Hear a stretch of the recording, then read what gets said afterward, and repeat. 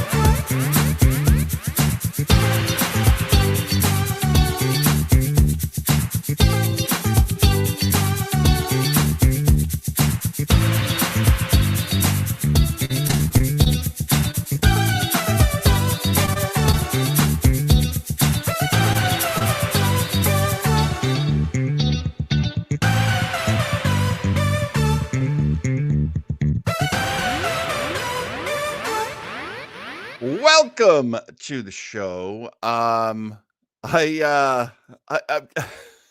to describe where I am right now with this show, the phrase "on fumes, coasting towards the finish line" would be apropos. It's been a very busy time, and that's a good thing. Lots of things have been expanding and happening as we go. And I can guarantee you in a couple of weeks, we're going to have another show. It's a Starbase 80 branded show, and it's going to be so much fun. And helping me out on it, I'm hoping to get him as often as he's available, but he's a very busy man, and we're lucky to have him this morning. Say hello to my co-host, the controversial and yet elegantly oppositional Mr. Flobo Boyce. Controversial? Just because I like ketchup on a hot dog, I don't mean I'm controversial. I just have my preferences. What's up, Captain? What's up, Flobo? Flobo, I'm gonna run a fast one today, because you and I both have things to do today, and let's face it. I mean, tell me if I'm wrong. Correct me if I'm wrong. I will do that. But as you do. But the plot of this particular episode of Deep Space Nine, Take Me Out to the Holosuite, can pretty much be summed up in like 2 sentences. Yeah, if you want to take an extra sentence to be verbose. The crew plays a baseball game in space. Yeah, I guess. There's a little story behind it, but very little. When you were a youngster, now granted, it was not a new movie for you, but did you ever see Bad News Bears? I grew up in the time between the two of them, so I've seen them both, but they both were like not. They weren't. I didn't have one for my generation, so the new one was kind of cool. The old one was kind of cool, but it was kind of like, eh. Yeah. Yeah, it's you know, one of the things I always like to say about the 70s is if you were there, you would find that there were certain trashy things that were kind of iconic, and one of them, and it was pretty trashy, was the movie Bad News Bears. And it's basically the story of a former ball player who gets drafted to coach a little league team by some wealthy parents who are way too into their kids winning and having a great team. And he realizes as they're in it that they're set up. There's no way they can win.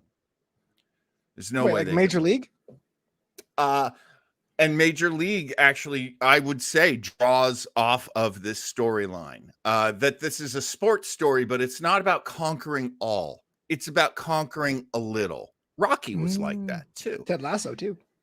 Ted Lasso, excellent example of the modern sports story that's being told. Rocky, I think, is an especially good one because the idea for Rocky 1 was there was no way he's going to beat the champ, but he's set up to lose. So what he has to do is he has to win enough for him.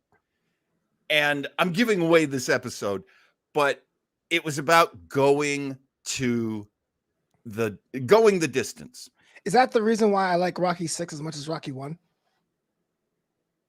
Probably You know? is I never saw Rocky 6. You never saw Rocky Balboa? Yeah, I never saw Rocky Balboa. Oh, well, I won't spoil it for you, but that's where the whole speech comes from. It's not how you hit, it's not how you get hit, and keep moving forward. That's how winning is done. No, and that's the Rocky story, and it's beautiful. That's actually one of the few things my dad and I ever bonded over was redefining what winning is to the point where you can be happy with your win, with the section of win, the portion of win that you get. It's not about conquering all the time, although that's great too. that's what losers say. Joe Townsend is joining us. Ketchup on the French fries, apparently fine with Joe Townsend. He says that's fine just as long as you don't indulge in French fries with mayo. I will have one like that, but if I go to a restaurant, like, yo, man, can you have some mayo with my fries? I'm like, bro, at least give your arteries a chance. What's what are you doing? What's the condiment line that you like to cross? Because I like ketchup on hot dogs too, but among other things. That's the big one for a lot of people. My hot dogs. Here's the thing about hot dogs. I don't usually eat them out because as a kid, that was like a hardship breakfast food. We got a pack of hot dogs in the freezer, But when I go to the place, I get relish and ketchup, and purists hate it. Yeah, they're like, "What are you doing? It gotta be mustard." I'm like, I put mustard on my pretzel. I don't like cheese on my pretzel. I like mustard, but I won't. Yeah. I honestly, I could go on for hours, but we really have a limited time. Okay, let me see if I got this loaded up. Add that to the stream. Where are you? I think you're here. Do you realize that in this episode, Take Me Out to the Holosuite, this is the first time we ever hear the anthem of the United Federation of Planets. Interesting. And it's kind of majestic. I won't lie. I kind of like it. Seems like it was made in San Francisco. Am I right? It's very American. What is wrong with you? It's fun. I like it. I'm a little bitter. I'll give you a quick story. This is kind of like real world context. It's not part of the episode. I went to Arizona Monday to watch the Diamondbacks game, and I was like in this weird compressed chair where I couldn't even move because I was in the bar or something, and the national anthem came on, and like there was no way for me to get up without it like becoming like a thing, because I would have to like clear out like the side and like lift myself up. So I said, hey man, the USA will understand. And this guy hits me in the back of the shoulder. Hey buddy, you gotta stand for the anthem. I was like, look man, I did not cause high treason. I'm just saying that if I block your man. So I'm a little bitter. I usually would stand. I just felt like I couldn't that time, and I got like dragged for it. So what the okay. Hey, buddy, over there. Dog whistle. I know. And you with the built-in suntan. Submit. Like, hey. I hate that crap so much. Although I tell you, one time I went to a musical, and it was Jekyll and Hyde. And it is not a good musical. I went with my family. And it was out here in LA. So mostly touring shows come out here. There are no real musicals that are created and launched out here. We usually get the tour. And and a tour is not necessarily good. And this was not necessarily good a play. And I actually knew someone in the play who said, "Oh yeah, we've cut the production on this play so much so that we could put it on the road, and it's really kind of just a shadow of itself." And I didn't like the lyrics, and I liked the actors. The actors were fine. The musicians were fantastic. Sorry, it's a heat wave out here. Whew. Oh, please. It is so hot out here, guys. I'm not even going to put on the bathrobe. It's just too hot. I tried it on. It's too hot. It's very hot in California right now.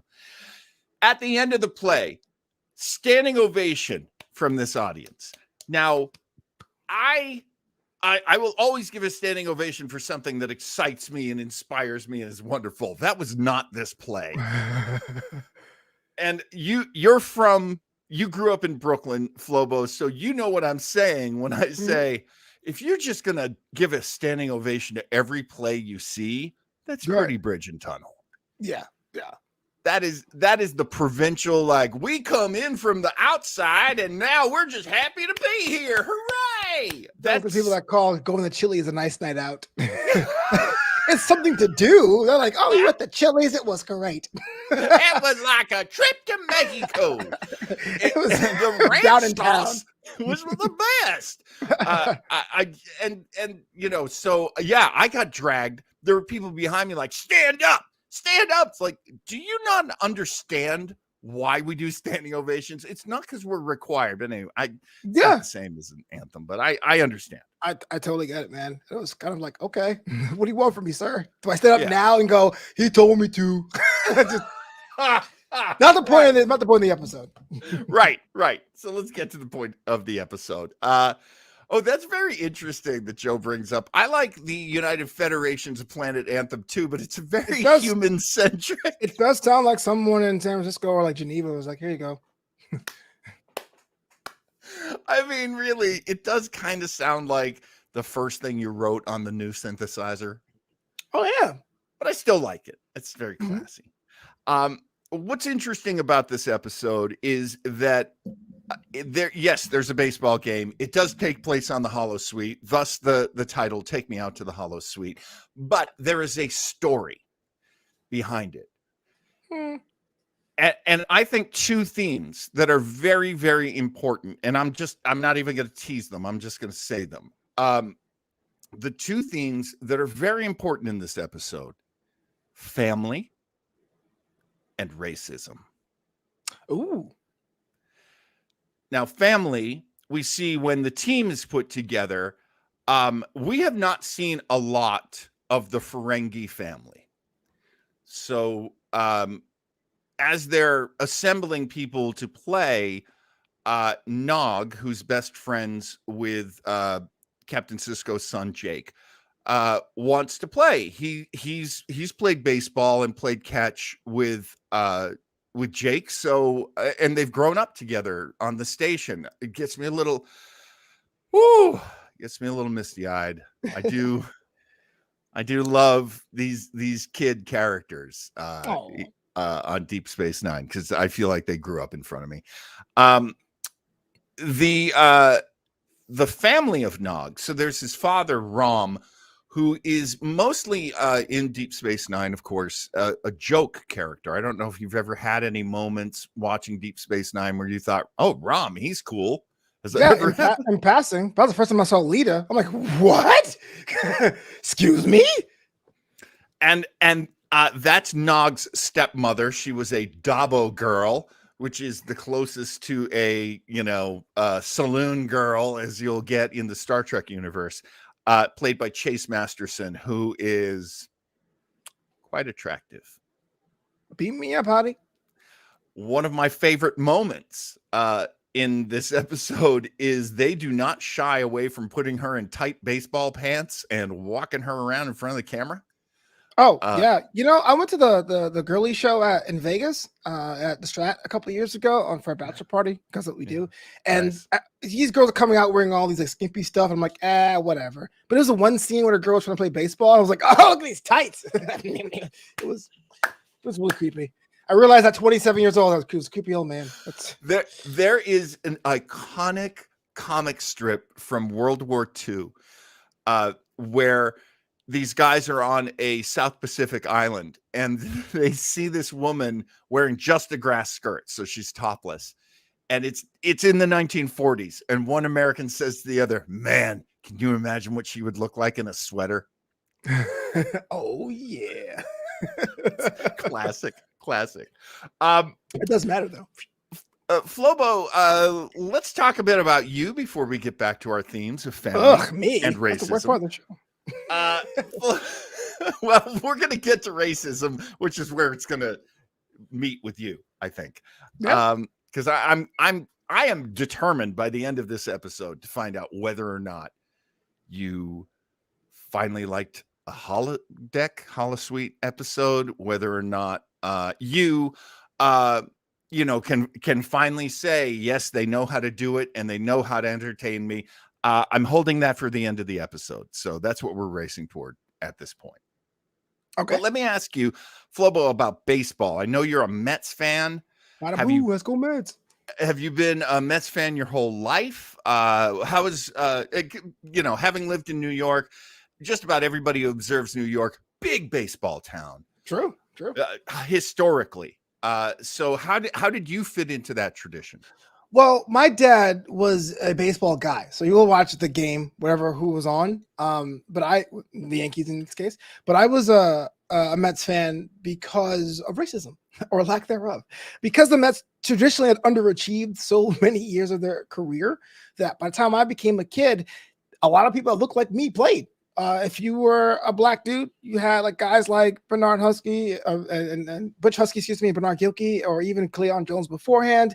If you were Hispanic, there was like Edgar Alfonso and Ray Ordonez. If you were Asian, there was Hideo Nomo, there was Benny Agbayani. And you look at the Yankees, with the exception of Bernie Williams, it was all white dudes. There's all white guys. Paul O'Neill, Wade Boggs, Scott Brocious, there's all white people. And so I kind of like gravitated towards it because I could feel like if I was playing, I would be that. But as I got older, man, it's the Mets are just a blue collar town. And when I see someone with the Mets hat here in Los Angeles, I know they have some connection to New York City, even wherever I go in the world. It's pretty awesome. Very good point. And that is a, I'd have to say as an outsider, not only was I not a Mets fan, but I just wasn't much of a baseball fan. And even if there was any shred of me that was a baseball fan, I grew up outside Boston. My whole family is Boston ride or die. So I'm a Red Sox guy, when you get down to it. So really, New York baseball, I could only look at it from the outside looking in. And I always knew there was something special about the connection to the Mets. You weren't in it for the quick win.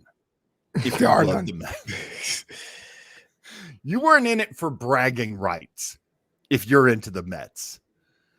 And even the colors are not honored and, beloved in New York. If you're By the way, though, that is the colors of the actual city flag. That's why the Knicks, the Islanders, the Mets are all blue and orange. I don't want to hear it. No, but you're absolutely right.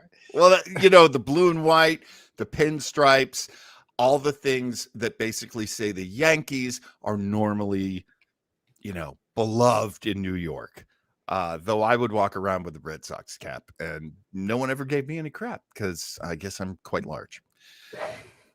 The racism at work in this episode, pretty much, it's never said that it has anything to do with the fact that Captain Sisko is black. Right. But black people know racism pretty well. If I may. You're acquainted. Yeah, it's up there. Vulcans being jerks. I get it. I mean, if you watch Star Trek from the grand scheme of things, they're fair because they have been victims as well. But this one here is laid on a kind of thick. And one of the biggest problems I have with this episode, if I can get there real quick, is that please I wish this was a faction of aliens led by the Vulcans. I wish this was a group who felt humans were inferior or people were inferior, but having so many opponents just be like clones of themselves is kind of a missed opportunity. That's a very good point. I feel like one of the few bits of credit that we can give to Enterprise is that they really show how polarized the Vulcans are versus everyone else. which is interesting because it also reflects their cousins, the Romulans. The Romulans have been very xenophobic, keep any non-Romulans away from us. We don't even like all Romulans. We don't like our Remans. Uh, Right. and so by extension, the Vulcans do have their own, everyone's inferior to us. They do have their own racism, and it is thick. It is unrelenting. Green-blooded hobgoblins. And maybe it's time. Maybe it's time that we start talking about all of this. But that's not what this episode is about. This episode is about these two men who fought over the racist attitudes of the Vulcan. So it's Cisco back at the academy, and it's this guy Solak back at the academy, and they've we meet them as they are one-upping each other. Oh, well, I guess you finally got the Christopher Pike Award. Yes, I did. I got it last week. I hear you got one a few months ago. Actually, my second one.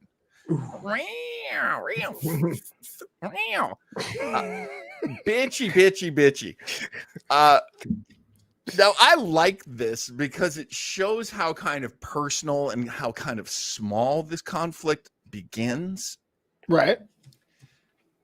But it becomes clear that this guy Solak is constantly trying to put humans in their place. The number one human in his life, Cisco. Mm-hmm. And this baseball game is being played to basically, get bragging rights to prove who is, more adept at racism. I don't know. It's superior. It's Vulcan superiority. Vulcan superiority is on the line. Joe Townsend says, can never win in a pissing contest with a Vulcan. Sounds very, very Dr. McCoy. Greg Lubin says, Vulcan on human racism, Dr. McCoy, payback. Yeah. I wonder because, we always talk about how in the original series, there's so much of Dr. McCoy's racism towards Vulcan and Vulcans. And now we've got Vulcans like, I just really need to get my point across. You guys are inferior. Right. Over and over again. Let's we only have just a few minutes, so let's just glide through your impressions. Did you like the baseball? It was fine. It was your sports movie of the week. You know what I mean? It's as a purist to go, you know what? No, I'm going to say no. Forget it. I was going to be nice and say no. But then here's the thing about baseball. If you get it and it works for you, it's amazing. Yeah. But for a game that's built on anticipation, like soccer, if you don't get it, it can come off as incredibly boring. So now this opportunity to make everyone care and count about this game. And because it's about this pissing contest, I wasn't on board. It was like, who cares? Oh, you won a game in the holodeck. Oh, snap. It's like there was no stakes. So no, I'm going to say no. Did you let me ask you about Jake Cisco. Jake Cisco, played by Cyril Lofton. You ever hear of a baseball player named, I don't know, Kenny Lofton? I have, but Jake wore a Braves cap, so boo. Jake is the nephew. I'm sorry, Cyril Lofton, who plays Jake, is the nephew of Kenny Lofton. The reason why he played wore the Atlanta Braves cap is in honor of Kenny. And you'll notice that Benjamin Cisco was wearing a San Francisco Giants cap. Again, in honor of Kenny. Kenny actually played for many teams, but that was okay. So I wanted to ask you about this because I wondered. I'm not a big baseball fan, so what did you think of Jake's pitching? Oh yeah, it was awesome. Cyril Lofton's arm. I think his mannerisms are cool, especially when he was getting frustrated. But the actual mechanics are just they're atrocious. But I mean, look, better pitcher than I would have been. So. One of the things that I always thought was so cool about Cyril Lofton is he kept going to, what is it called? It's It's one of the really like local LA high schools. Okay. And Fairfax? That sounds, I mean, that's local in town. Yep. It's that school on Fairfax. I think it's Fairfax High. And he was a phenom. He was a letterman, and apparently just an absolutely phenomenal basketball player. Look at him physically; those gifts are. He's a very tall guy, very fast, very athletic, but also a fine baseball player Sure. as well. So that was cool to see. Really good players actually in this cast. Obviously, Avery Brooks, very good player. They said, though, okay, so Rom, Moogie. Rom was played by Max Grodenchik. Max Grodenchik was almost a pro ball player. Damn, that must have hurt his heart to be so lame. Okay, he's a right-hander. You'll notice everything Rom does in the episode is left-handed. Oh, yeah. Because his form was so beautiful, he had to switch. So he looked like he couldn't play. Oh, wow. And everyone was saying he's beautiful to watch. His skills are amazing. So, they spent the week shooting at a park in, the San Fernando Valley of California. And that was great. Everybody getting out in the sunshine, having a good time. But Max Grodenchik had to totally hide his light under a bushel basket. I wish I could be that skilled at something where I have to pretend to suck at it. Joe Townsend asks, I'm interested in Flobo's thoughts of Odo as umpire. What'd you think? I mean, I guess someone has to be. I mean, I'm looking in the writer's room, like, who is that hard-nosed to have something with conviction? I was like, well, we can't put Kira there. We got to in hot uniforms as well. So let's make Odo. I was fine with it. It was great. Him throwing out people was great. And him doing the whole, like, hey, look, the home plate bit was kind of funny. Yeah.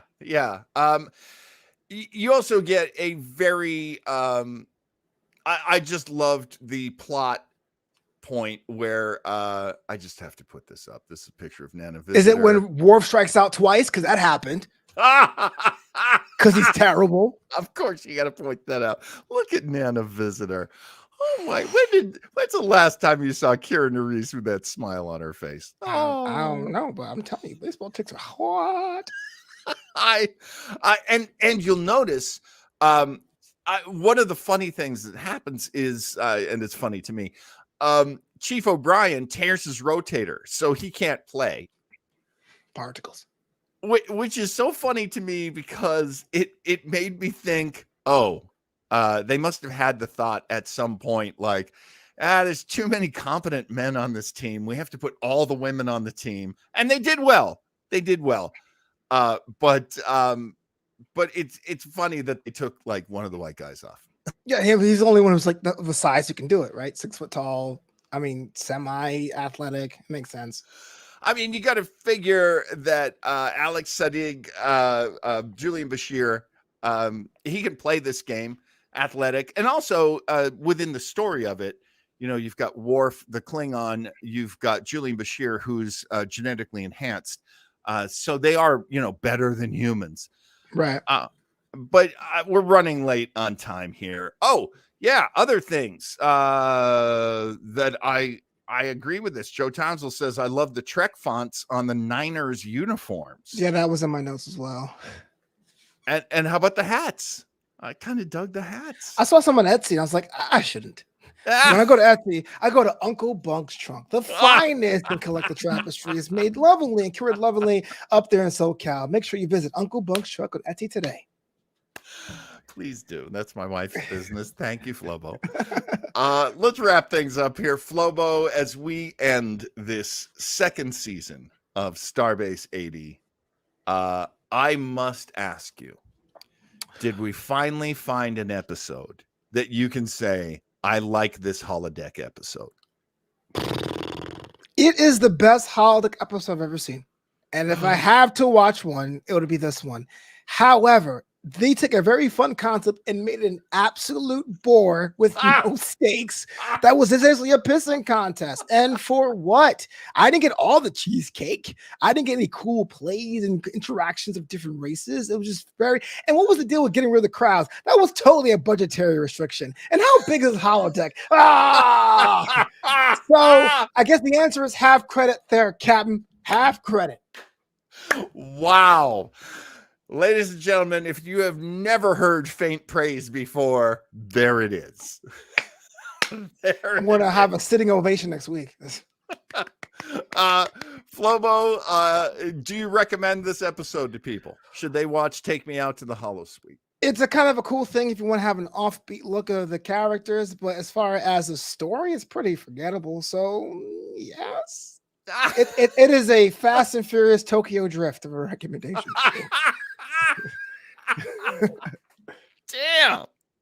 Just nothing but quotable quotes today. All right. Well, thank you so much for being with us. Flobo, thank you.